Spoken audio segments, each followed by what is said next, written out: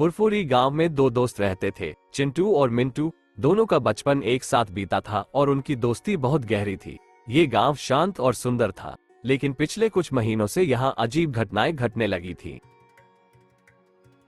सुना है गांव में एक भूत है जो रात के समय निकलता है और लोगों को डराता है।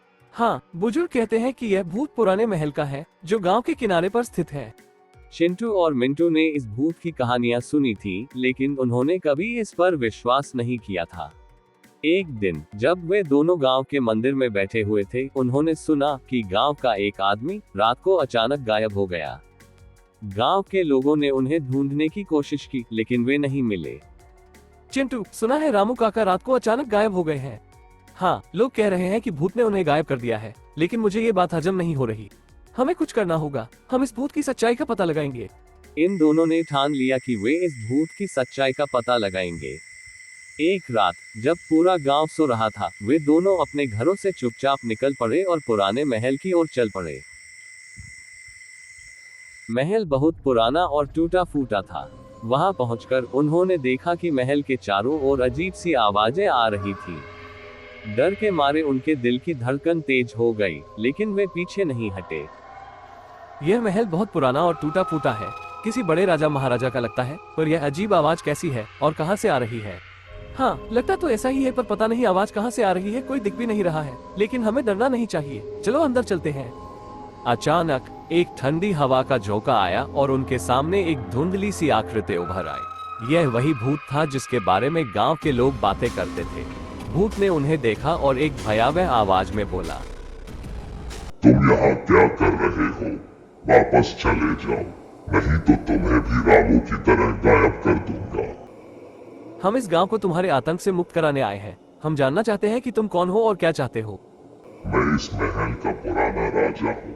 मेरे दुश्मनों ने धोखे से मुझे मार दिया था। मेरी आत्मा तब से इस महल में भटक रही है। तुम्हारे दुश्मनों का क्या हुआ? क्या वे अभी भी जिंदा हैं? नहीं, वे सभी मर चुके हैं, लेकिन उनकी आत्माएं अभी भी इस महल में कैद हैं। अगर तुम उन्हें मुक्त कर सको तो मेरी आत्मा भी मुक्त हो जाएगी। हम ये काम करेंगे। हमें बताओ कि हम कैसे उन आत्माओं को मुक्त कर सकते हैं। भूत ने इन्हें बताया कि महल के नीचे एक गुप्त तहखाना है, जहां उन आत्माओं को कैद करके रखा गया है। उन्हें वहां जाकर उन आत्माओं को मुक्त करना होगा। देखो, ये बंद दरवाजे, चलो इन्हें खोलते हैं।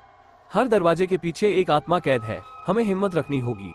उन्होंने एक एक करके सभी दरवाजों को खोलना शुरू किया। हर दरवाजे के पीछे एक आत्मा कैद थी, जो भयानक आवाज में चिल्ला रही थी। चिंटू और मिंटू ने हिम्मत नहीं हारी और सभी आत्माओं को मुक्त कर दिया। जैसे ही अंतिम आत्मा मुक्त हुई, तहखाने में एक तेज रोशनी फैल गई और सभी आत्माएं एक एक करके गायब हो गईं।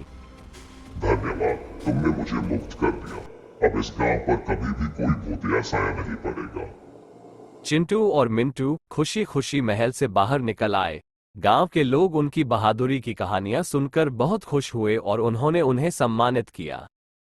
इस घटना के बाद गांव में फिर कभी कोई भूतिया घटना नहीं घटी और लोग शांतिपूर्वक अपने जीवन जीने लगे।